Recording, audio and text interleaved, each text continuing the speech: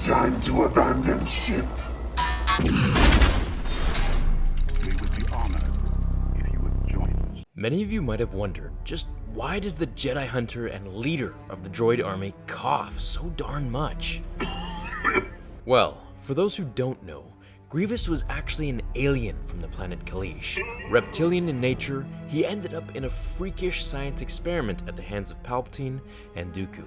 I won't go into too much detail about exactly what happened there, but they ended up transforming him into the machined cyborg that we saw in the Clone Wars and in Revenge of the Sith. So, have you ever asked yourself, what's he been smoking so much with that chronic cough?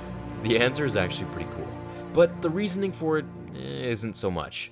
So I'll first start with the least exciting. During production of the original 2D Clone Wars show, you remember the one that was before the 3D animation Clone Wars? George Lucas contacted the animation studio a few months out from delivery and told them that Grievous has a nasty cough in episode 3 and that he'll need to have a reason for it depicted in the show. Having such little time on their hands, the team behind the magic all got together and went over countless different ideas.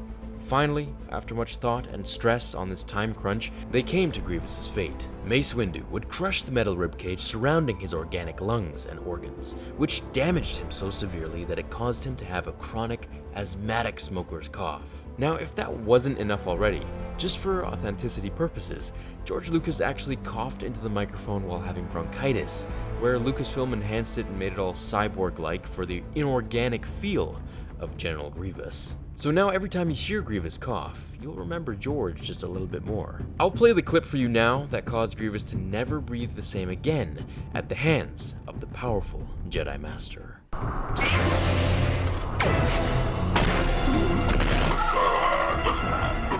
I think Mace Windu was so underused in the films, don't you? He was supposed to have been more gifted in lightsaber combat than anyone at the Temple. Yet, we only see him duel Palpatine for a limited time, and his fight against Jango was just so anticlimactic. I feel if we got to see him duel Anakin, now that would have made the film even more epic.